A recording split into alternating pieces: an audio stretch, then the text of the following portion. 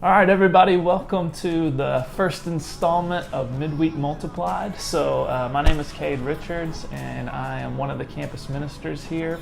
And we used to have a service on Wednesday nights at 7 o'clock called Midweek. It was right in the middle of the week, so you know that's a sweet name. And this year we're calling it Midweek Multiplied because we want to multiply midweek in small groups all over campus. And so I'll talk a little bit more about why I'm so excited about why we chose the name Midweek Multiplied. And it has to do with our text today. And we're going to be starting the Old Testament with Genesis 1. So number one, I'm talking to you. So you right now that are watching this, like you're curled up in your bed, you got the covers pulled up, you're flipping around on your phone, you're all by yourself. So this year, we are going to give you this lesson and this lesson alone to watch this by yourself. So what I'm saying is by this time next week, we would love for you to be in a small group. So the whole kind of system that we're going for this year is that you will be in a community with people each week watching these videos. We realize with school starting up, everything being so crazy that you may not have time to jump into one of those groups this week, but this time next week, we pray literally that you will be in a small group watching this video in community. Another thing is the last housekeeping thing would be worship. So it's easy to tune into this and listen to a guy like me talk about God and then just turn the video off and be done with your day. But tonight, even if you're by yourself, and for sure next week, we want you to worship each night that you watch this video.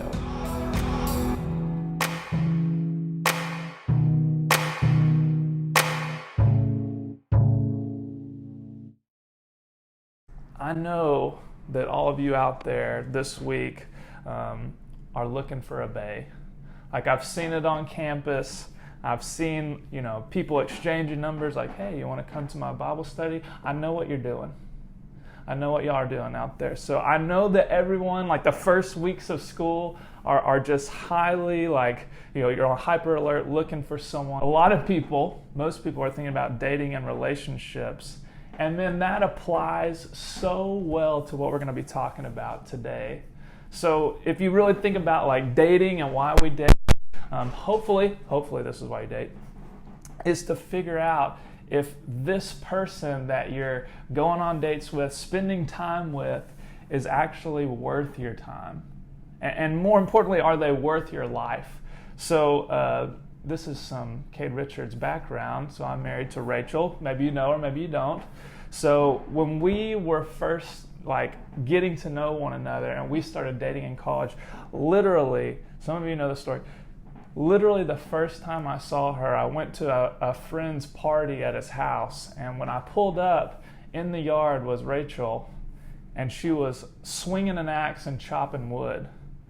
So for me, I was like, that's a woman that I can build a future with right there. And so as I was like, okay, I'm interested in her, she's pretty, she can swing an axe, we started dating. And I started to get to know this girl, and some of her characteristics, what she was like, started to come out. So one day I come home from, I don't know what I was doing, probably something amazing, probably baptizing people or something. I come home from a regular day of classes, and Rachel had been in my apartment at the time on campus. And I look in my mini fridge, and literally all of my socks and underwear were in my mini fridge. I don't know why I chose to marry that woman, but maybe it was something like that. So you see what I'm getting at here. Like when she would do things like swing an axe, whenever she would chop wood, but also do ridiculous pranks on me, that revealed her character and who she was. And those are stupid, silly examples that really did make me fall in love with her. But there was more important things than just pranks and funny stories.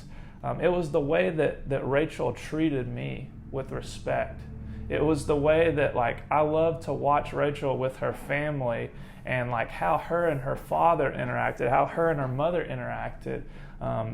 Also, I loved that Rachel one of the things that she would do is like she hated it when people were excluded. And so all of her friends, she always worked so hard to make sure that they were included and felt loved and welcomed and with whatever she was doing. And even more so, like, I'm not a perfect person, so I made some mistakes and even some big mistakes while we were dating. But how she forgave me and how she treated me, all of those things I learned because I was spending time getting to know Rachel and spending time getting to know her. Like, while we were dating, I learned who she was. Like, her character was revealed. And that's the purpose of dating. And so where the heck am I going with this? Why am I talking so much about dating my wife? So as weird as this sounds, I want you to date God as we study through the Old Testament this year. And I know that's kind of cheesy, that's a weird way of saying it, but what I'm getting at is I want you to study with us. I want you to watch these lessons. I want you to read the Old Testament with this in mind. How is God revealing who He is through these stories?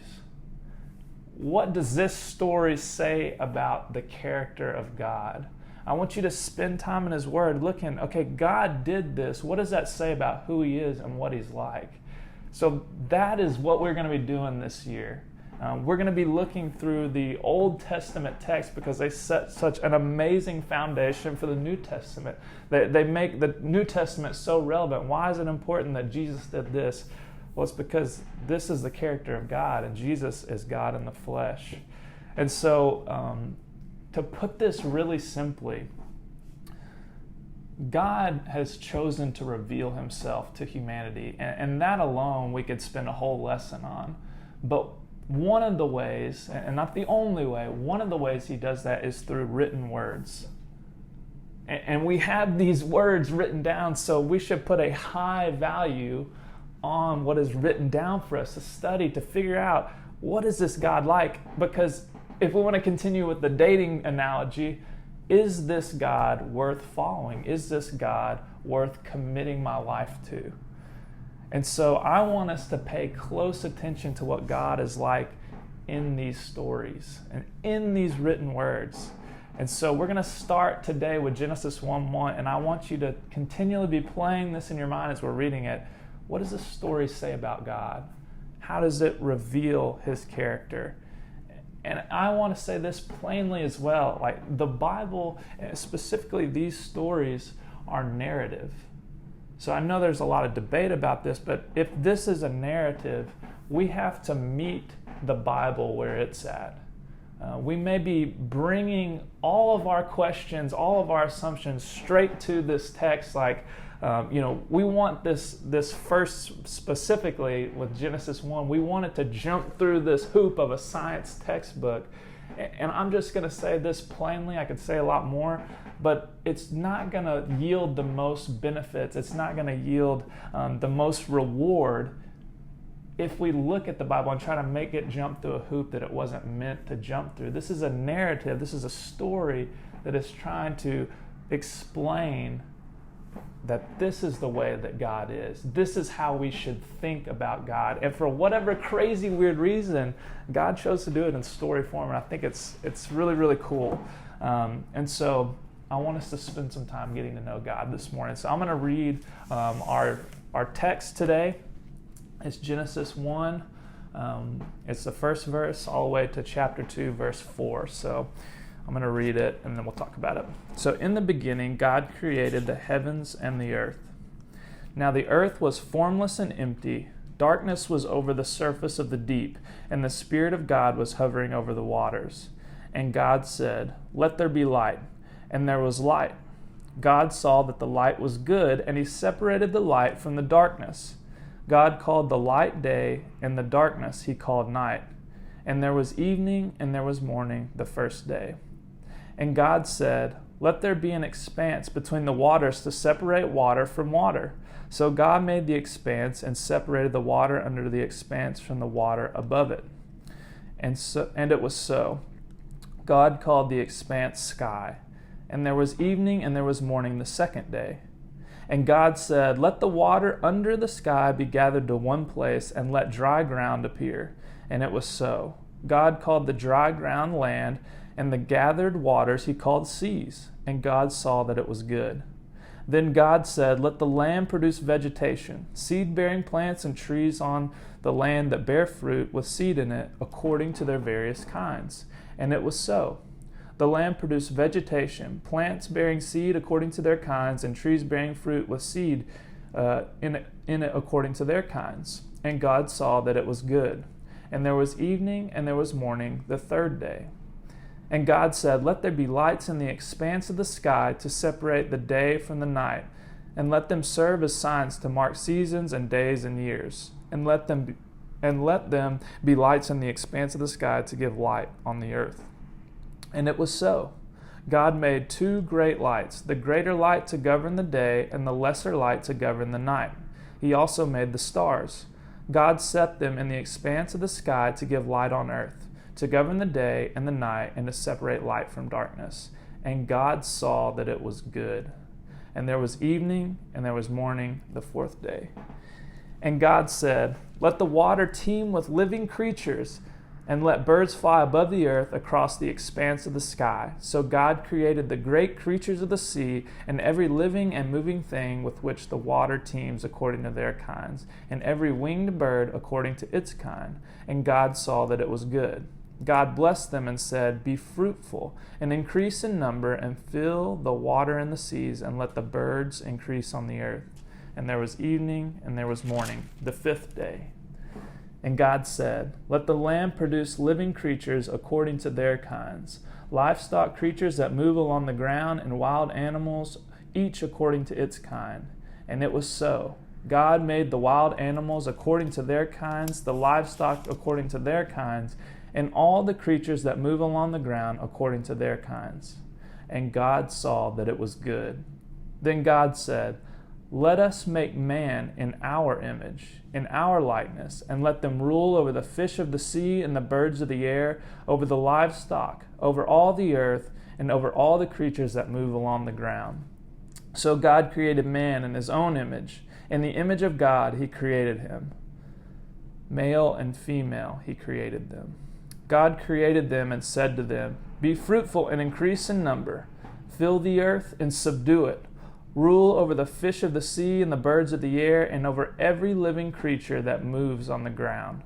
Then God said, "I give you every seed-bearing plant on the face of the whole earth, and every tree that has fruit with seed in it. They will be yours for food. And to all the beasts of the earth, and all the birds of the air, and all the creatures that move on the ground, everything that has breath of life in it, I give every green plant for food." And it was so.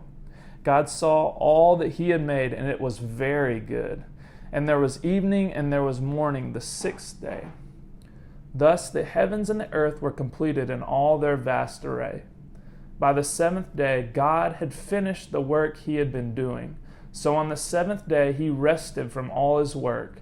And God blessed the seventh day and made it holy, because on it he rested from all the work of creating that he had done. This is the account of the heavens and the earth when they were created. So that is the word of God today. Again, that's Genesis 1:1 through 2:4. And so you may have noticed in your Bibles, I'm going to say this really quick, that I ended in verse 4. So Bible verses, numbers, and things like that were added much later. And so sometimes the separation works out really well, like in your text. But in their original form, they were just written down, as a whole with no numbers or verses separating them, no chapter headings, anything like that. And so I've chosen to end at 2:4 because I think that's the best way to cut it off. And I just wanted to mention that so you know what I was doing. So again, to go back to our analogy, if we read this text today, we have to ask the question, what kind of God is this? And in the very, very first verse of the very first chapter of God's written word, we see that out of nothing, God brings something forth. He is a creator. He is a creative God. And there's this Latin phrase called ex nihilo, which means out of nothing. And why am I mentioning that as like the beginning point? Because there is something to the fact that God, if He is God, if He can do whatever He wants, He stands above everything, He can choose to do whatever He wants, that He chooses to create something rather than nothing. I want you to think about that. If He does have all power, if He is all powerful, why would He choose to create something rather than nothing? That's a thought that we may skip over sometimes or just not think about ever. But this is a God that in doing whatever He wants, He chooses to create something. And part of the study this year is I don't want to do all of the heavy lifting for you, all of the thinking for you, but I do want to make a point about this. And if you'll indulge me, I don't like to jump outside of the text that we're studying a whole lot, but here's what I think is really important for this.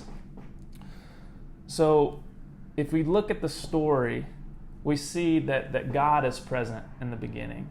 We see in the next verse down even that the Spirit of God is present, that it's hovering over the waters. And you have this Father and then also the Spirit. And if we jump to John chapter 1, which is in the New Testament, you may be more familiar with this. So this is a gospel, a story about Jesus' life. That gospel starts with this. In the beginning was the Word, and the Word was God, and the Word was with God, and He was with God in the beginning. Through Him all things were made. Without Him nothing was made that has been made. So the gospel writer, John, chooses to start by saying that Jesus was also there in the beginning. And we're going to see that in the next chapter next week when we study as well, this allusion to Jesus being there, but also when we jump down in today's text, in verse 26, we see that God is saying, let us make man in our image. This is kind of a nod to the Trinity, that Father, Son, and Holy Spirit are all one.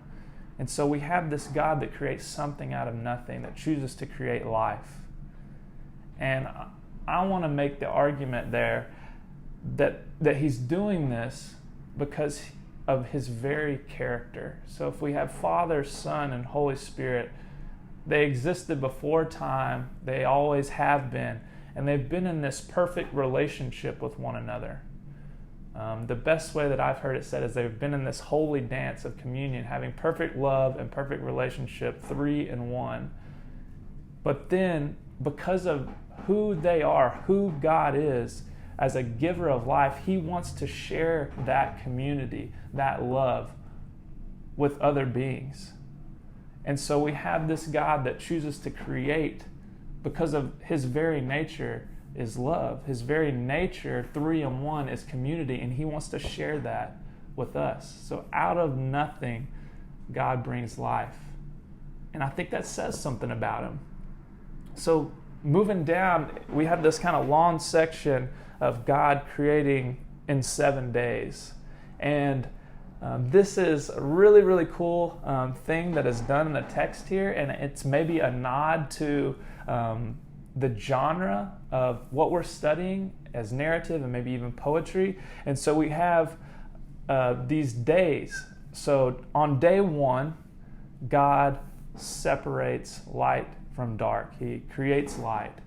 And if you look at this, on day 4 is sort of tied to day 1. So day 1 and day 4.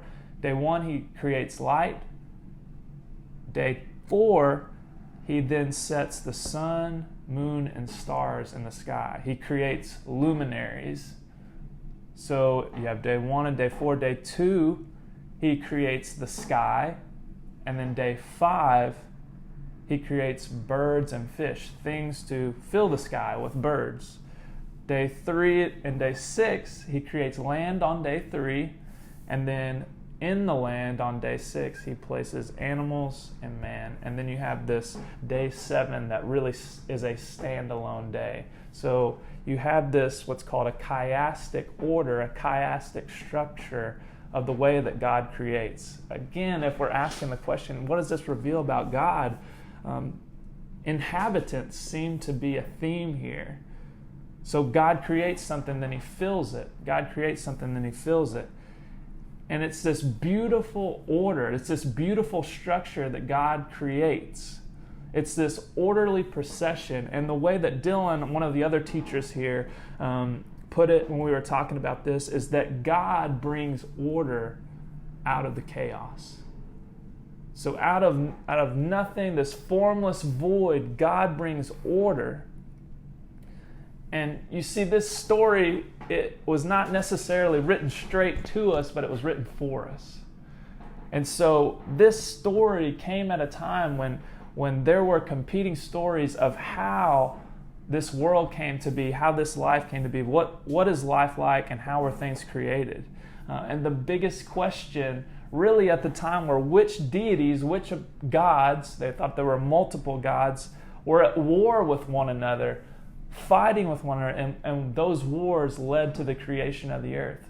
So when we come to the story asking our questions, like, is the earth 6,000 years old? Like, how are you going to sit there, Cade, and tell me that, if you read the Bible, it says that the earth is 6,000 years old. How can you do that? And if we come to the Bible asking questions like, okay, so if chimps share 99% of our DNA, like, what are you doing with that, Cade? Like, how does Genesis 1, address that? What are you going to do with dinosaurs? Like, we got the fossils, man. Like, all of those questions, if we bring those questions to it, we're not meeting the Bible where it's at. And the biggest question during their time where, they have this life where life is hard. It's hard to get food. You're always worried about safety and structure and whether the elements are going to take you.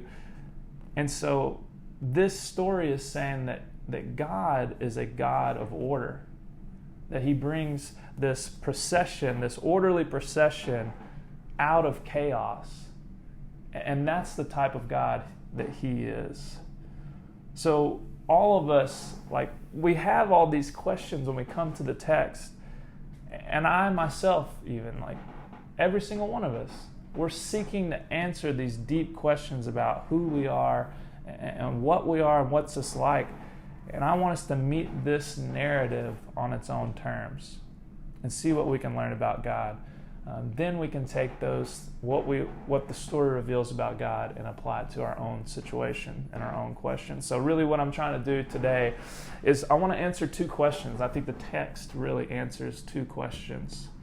So if you're a note taker, I hope that you take notes all year long and you write these things down to reflect on them because this is really action-packed. Number 1 is, where are we? If we look around, it's the very, very basic question: where are we? What is this material world around us? Like, how did it come to be? Was it always here? And why does it exist? And then the second question I want to answer is, who are we? So what does it mean to be human? This is like basic, universal questions. Are we different from the animals? And if so, why are we different? What makes us special? Are we the dominant species? And if we are the dominant species, why are we the dominant species in this world? All of these questions we have, and I think we need to look to the text and how God reveals himself and how he reveals his relationship to us will answer some of these questions. So I think everyone in the world will seek to answer these questions regardless of their geographic location, their religion or lack of religion.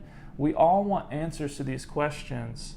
And I want to say this very plainly. For Christians, we will answer these questions. At least I hope that you will answer these questions from the Scriptures, from both the Old and the New Testament, that will form your worldview and give you this life of purpose, but it's informed by the text. So first question is, where are we? So when we look around the world, like, I don't know how people look maybe it's just a personality thing, but how do you look at the oceans and the life that's in the oceans, and you look at the cosmos, you start to look at astronomy and things like that.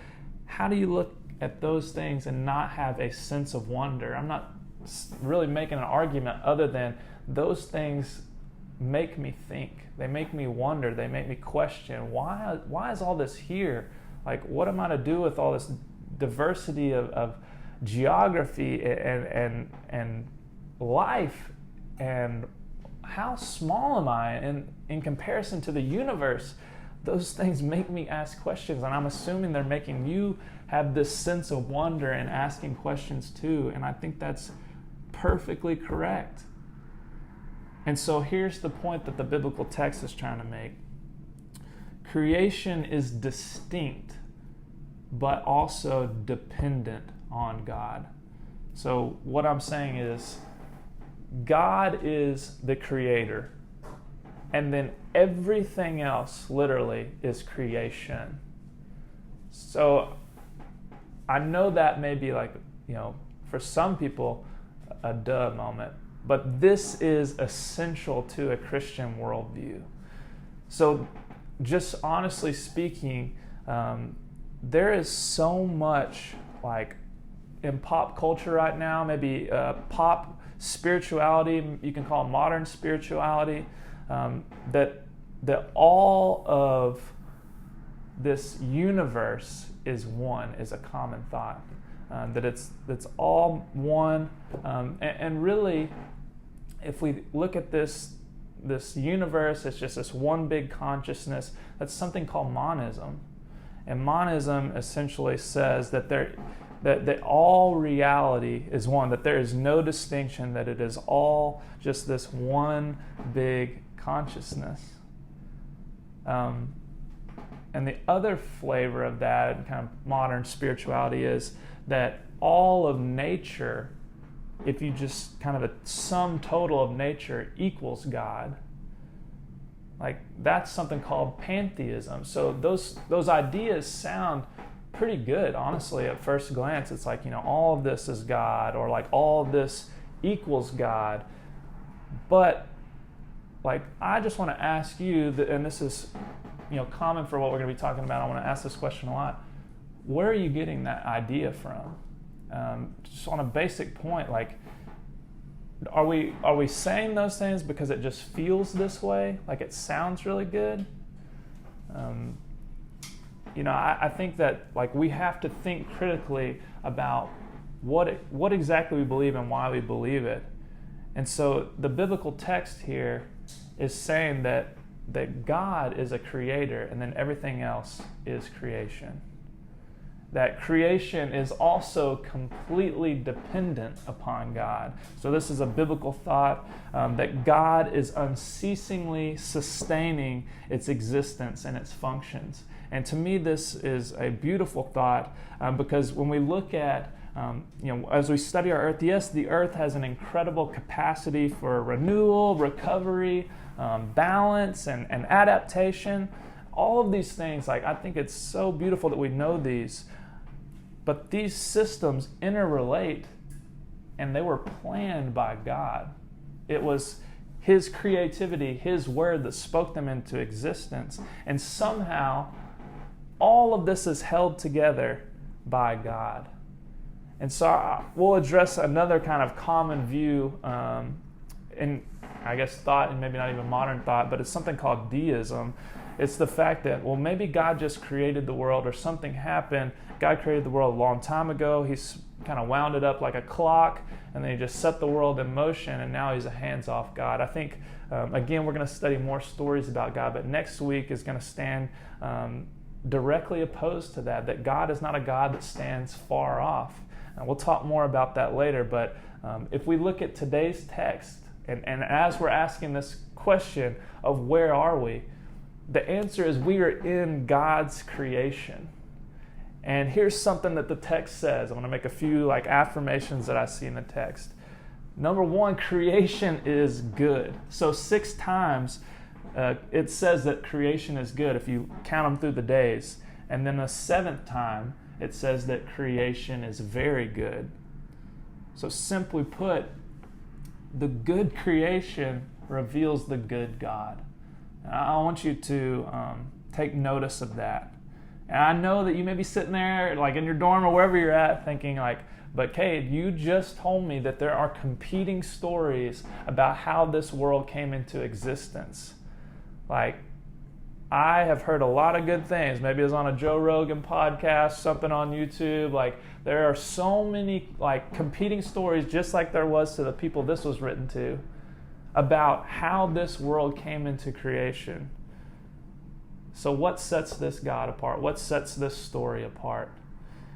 I hope to answer that question all year long, but I want to tell you, like, just directly, that this all ties together. So one of the reasons, literally, that I chose to be a Christian, to put my faith in God, is because that I believe, like this story is talking about that a good creation reveals a good God.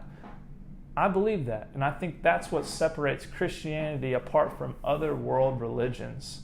So in other religions, it's all about working your way to a higher plane of spirituality, of disciplining yourself maybe, all of those things, like trying to be a good person, all of those things I need to attain, I need to work towards. But this religion, this shows that it's not about my goodness, but it's simply the goodness of God. So we're going to see this like and when we think about the gospel, as proclaimed through Jesus Christ and his followers, that essentially states like it's not about my goodness. It's all about Jesus' goodness that I get to take part in. That's different than, Cade, you need to work really, really hard, and you need to work really, really hard to be good, to be spiritually enlightened. This God is different because he is a good God that takes care of his creation, and that's different. Like, that is revealed through creation, that's revealed through his actions, and to me, that is affirmed in this story and throughout the text, is it's about the goodness of God, not about your own goodness. So that's number one. Where are we at? We are in this creation that is good and reflects the goodness of God. The second one is creation is good in God's sight. So I could we could spend so many lessons on each one of these individually, but for the sake of time, creation is valued by God. So if he is God and we are to submit to him as his creatures, people who are created, things that were created, creation has value because it is valued by God. So it doesn't matter necessarily what Cade Richards placed value on, because God looks at all of these things that he created and he says, this has value, this is good, this has value, this is good, this has value, this is good. And so I'm not going to fill in all the blanks because that would take 45 minutes. But if we look out into creation, which is literally everything we see, God says, okay, like, there is goodness here. And you need to place value on the things that I value. And we'll talk a little bit more. I'm going to put some meat on the bones of that here in a second. But creation is good in God's sight. That's also a part of where we're at. So the last part I want to highlight here is creation is God's property. That's the simplest way I know how to put it. So this whole universe belongs to God. It is his property. Really, we are just tenants living on, we're renters if you want to do that, but we're tenants living on God's property with his permission. And so that, to me, speaks to, whose story are we in? And, simply, whose world are we in? Whose universe are we in? Whose creation are we in?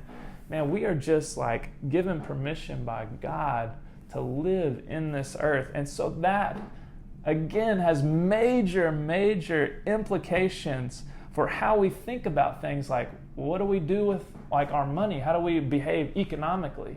How do we behave ecologically, taking care of the earth if it's not ours? How do we behave ethically? All of those things are tied into, man, this is God's property. This is not even my property. This is not my world. This is not my universe, which is a fundamental shift to how we kind of grow up and things we hear from culture, that this is humans' world. So all of this to me like can be summed up with a very popular, I've heard of any iteration, any version of this sentence so many times. Are we just an accident? Like, are we just an accident of nature floating around on this spinning rock in the universe, in the galaxy, devoid of any purpose whatsoever? And that's what I want to answer. Who are we? So that question directly relates to, are we on this rock, spinning without purpose, without anything? So what does it mean to be human? This is kind of under the who are we. What does it mean to be human? Why are we different from animals? What makes us special? If we're the dominant species, why are we the dominant species? So I think I want to really kind of camp out in Genesis 1, verses 26 through 28 right now. I want to put this in Cade Richards' language. So what this is saying is, in those verses, we were created to rule. But we are created to rule as representatives of a high king. And we bear that high king's image. So I want us to pay attention to this. In the story, in the text, God blesses on the 5th, 6th, and 7th day. That should clue us in. If he waits till 5, 6, and 7, what in the world is going on? So for me, God is the God of life. He is the giver of life in this story. And there's something special about these days because these days have living things in them. So if God creates these living things, he creates animals, why are we different than animals? So if you look to the text, you might initially be confused. So I wrote some things down where we are blessed and told to multiply, but so are animals, and they're even before us. We were created on the 6th day, but so were animals, and before us. We were given the same breath of life, so were animals. We were given food from God, so were animals. So if you look at sort of that structure that I was talking about with day 1 and day 4, complementing one another, this is working in this beautiful procession to kind of the crowning achievement of God's creation. So I'm obviously making a point that the crowning achievement of God's creation is human beings. So why do I get the right to say that? Man, I really want you to look at verses 26 through 28. This is it. God creates human beings in his own image. We literally bear the image of God. We bear his attributes, his characteristics, and that's what sets us apart. That and only that sets us apart. So, like I've been saying, if we are creatures, that means that we were created by God. We are not the main character of this story, but God created us with intentions. He created us to be a part of his story. So we bear the image of God because we are representatives of God, quite literally, to the rest of creation. So this is one of my favorite things that I've learned about this text. So in the ancient Near Eastern culture, it was so common, and the people would have gotten this reference so easily, and it's very disconnected from our culture today. But in the ancient Near Eastern context, in that time, this idea was so common because kings and emperors during this time were thought to be divine. They thought they were, these humans were literally gods. So whenever they would take over lands, they would set up statues of themselves, these statues bearing their image of the king, of the emperor. And so it was these statues to indicate this land is under chosen, emperor, whatever emperor king it was, rule. So these images, they had this highly significant value saying this land is under this rule because look at that, you can see that image there. This realm is under this king's rule. So what does that mean for us?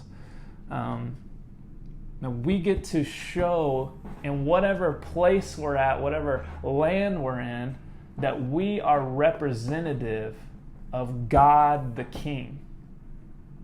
Human beings, you, I'm talking to you on the screen that's sitting there like in your PJs probably right now, that you are representative of the high King God wherever you are at. He is setting you up as his image bearer in that land. So what kind of king is this God? Like, who are we representing? It's from these scriptures. I wrote these down in like 2 seconds. He's a God that values creation. He's a God that values life. He's a God that values relationship. He's a God that provides. He highly values humans. Again, jumping out, but Psalm 145, go read it. God rules by being gracious, good, faithful, generous, protective, and loving toward all the things that he has made. And that is how God is king. Therefore, human rule, our rule, you, very simply, like, you were never given a license to dominate, to abuse, to crush, to waste things, to destroy. That is not representing God. This is a model of tyranny because of human fallenness. This is not representative of the characteristics and the character and the image of God. So again, if we look to another story in the Old Testament, whenever God's people later on cry out for a king, one of the phrases that is said whenever they were anointing this king, basically initiating this king to rule, here's the sentence: if today you will be a servant to these people and serve them and following. So a true representative of God is servanthood. The earth will serve our needs if we exercise like this authority, but at the same time, we have to serve and care for it and the things that are in it. This is a position of representing God equals servanthood. So there's an important point here, and we're going to talk more about this next week, but I'm going to just kind of make this statement, and I want you to think on this. It takes the full expression of both male and female to reflect God. So if you see, it says God created man in his own image, in the image of God he created them, male and female created them. So I'm going to say this really quickly, but it is not in individuality, but in community that God is reflected. There's something about male and female coming together through human relationships that reflects the characteristics of God more fully. And we could dive into that for another hour, but again, we're going to keep moving on. We'll talk more about that next week. I want us to look closely at verse 28. So you may have read this more biologically. If you've read it before, God blessed them and said to them, "Be fruitful and increase in number, fill the earth and subdue it. Rule over the fish of the sea and the birds of the air and over every living creature that moves on the ground." So with this, I want us to think theologically rather than biologically about this. Yes, have children, cover the earth is maybe a more common way of understanding this. But God blesses these human beings and says, multiply and cover the earth. So what does it mean as God's image bearers and representatives to fill the earth? Again, I want us to see this as a call, as a mission, as image bearers to take charge and to multiply and to spread and fill the earth with God's goodness, with God's glory. That is how we can live into our calling as human beings. That from literally the first chapter, God is telling us to multiply and spread his goodness, spread his glory. And so why am I so excited to call this Midweek Multiplied is for that very reason. This is totally different than we've ever done our ministry before, and in some ways it's the most exciting because it captures the vision that God has for creation since the beginning of time, literally, that he wants you to multiply, to as his representatives, to take the love that you have for humans, to take the love that you have for God, and to multiply that across campus. the best way that you can live into this story is maybe to join a small group, and then the love that you have for the people in the small group, the love that you have for God, the love that you have for the earth is multiplied, and you want to share that with your suite mate. And then your suite mate wants to share that with his friend down the hall. And then all this year, I pray that literally the love that you have for people is something that you so desperately want to share as God's ambassador, as God's chosen representative. And I love the way that, again, Dylan said this when we were talking. He said, this is God's first command, and this is a way that we can participate in creation, but also recreation in a fallen world. Like, this is amazing. This is a way that we can participate in the mission of God, is simply by sharing the community in love and sharing the attributes that God demonstrates in this story. So, as we kind of land the ship here a little bit, I want to put some meat on the bones, and this has to do with knowing the story that you're in. I've said this several times now, but knowing the story that you're in is not your story, is God's story. This affects everything. This is literally all we've been talking about today is your worldview. This is the lens that you see everything that you do and everything that you perceive through. It affects your daily routine. It affects your job.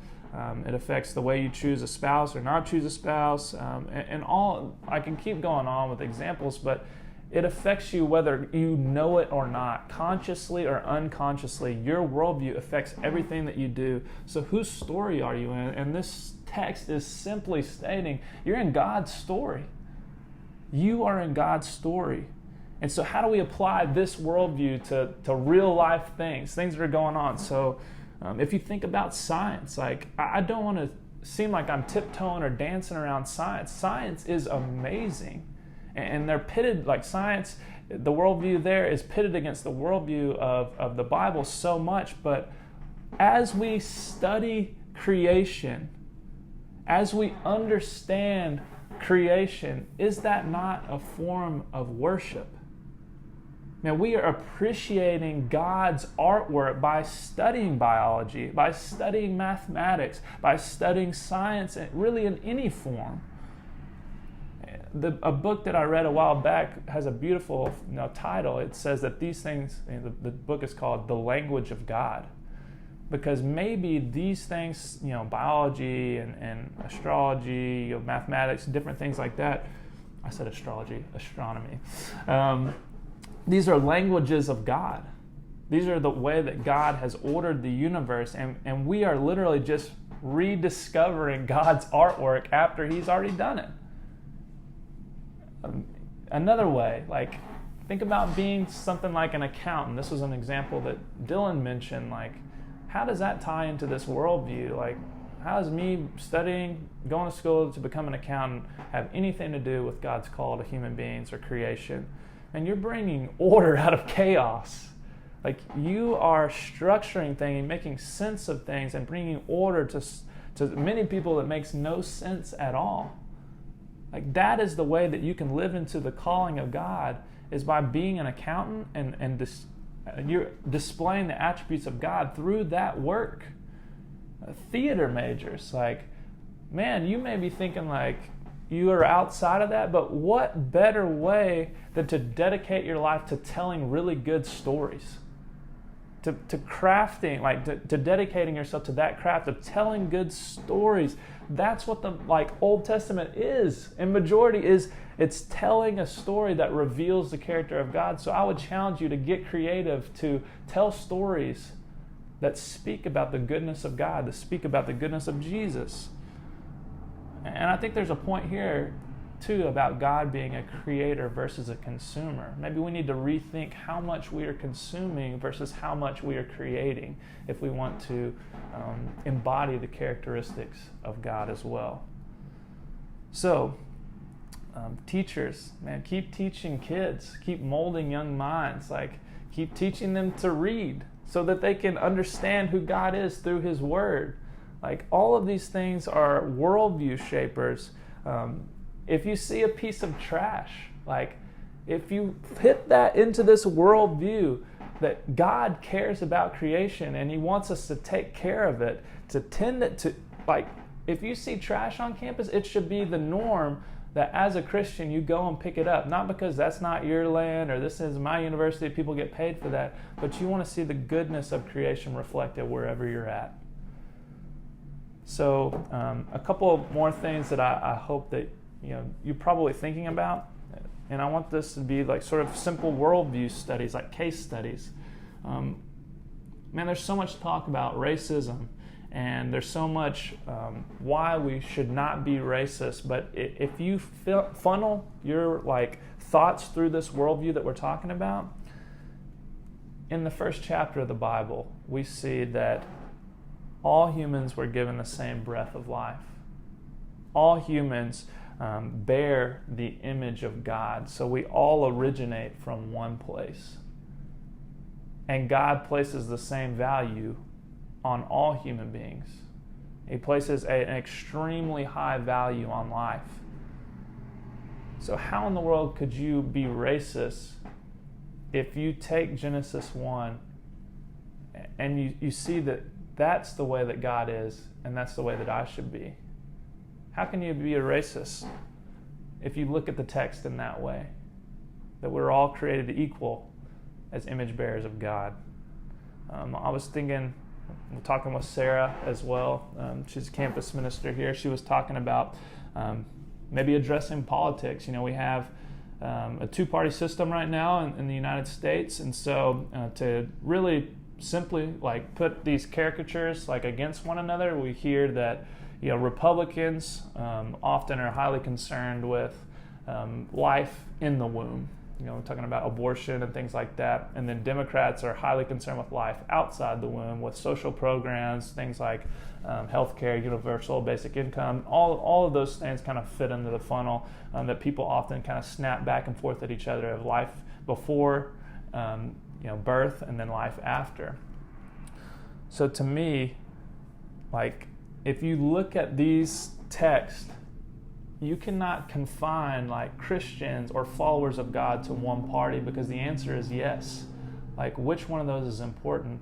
Well, God places a very, very high value on life. Why is murder so looked down upon? It's because that if you murder a human, you are killing a representative of God. You are killing someone that's bearing his image. And so, again, I'm not going to fill in all the blanks of this worldview, but you can see how, as Christians, if we take these words, you begin to funnel everything through them, and you have to challenge your own like political beliefs, your own views on culture and racism. And if you funnel them through there, through these words, we have to place value on things that God places value. So this is a total worldview shaper. I'm going to make one final point. So verse 31, God says that it's very good. He says that he created and then he rested. On the seventh day, he didn't do any more work, he rested. So what does that mean? Like, does God need to rest? Why did he rest? What does that say about him? Like, what does that mean for us as people created in his image? What does it mean that he blessed this day? What does it mean that it made it holy? So here we go. The Sabbath for God. So that's what that day is often called. It's a Sabbath, a day of rest. The Sabbath discloses something about God. He doesn't spend 7 days total exhausting himself in work, but that seventh day he spends resting. He spends it in peace, in serenity. This celebration on this day is the fact that it was an announcement from God that he was confident enough to rest. What am I saying here? Like, he is at ease in his finished creation. It is good, and he is resting, and he is at ease with his rule over creation. There is something peaceful, there is something restful and satisfying to God about this finished creation. So if God is resting, if he is satisfied in this good creation, what does that mean for us? And man, I would love to talk a lot longer about this, but here's what I want you to take away today. When we observe or we practice the Sabbath day, we are breaking from something that is so ingrained in us, this desire to achieve, this desire to work ourselves into security, to try to control our surroundings, to try to make our own lives safe by the work that we put in to pad and secure ourselves. And so it is an act of worship by simply resting for a day and saying to the world, I am safely in God's hands. So I know that there's so many of you that are probably stressing about school and coronavirus and all of the things that come with life without coronavirus. But man, are we displaying the attribute of God that we can rest, that we can take a day off once a week to say, I am safely in your hands, God, and I don't need to secure a position in society, at school, with my friends, on social media, wherever, but I'm going to rest in you. I'm going to rest that you are going to provide and that you are in control over your good creation. So that was the Word of God this week. Hopefully next week you'll be jumping in with some friends in an apartment or a dorm. And next week we're going to study the second creation narrative. And there's two, which is really cool that we get a couple different stories or pictures of how God is. So this week we are studying where are we? And then also, who are we? And next week we're going to seek to answer the questions, so what the heck has gone wrong? And also, what's the solution to all this madness? So I love you guys, and we'll be praying for you. And we'll see you next week. One take, Timmy.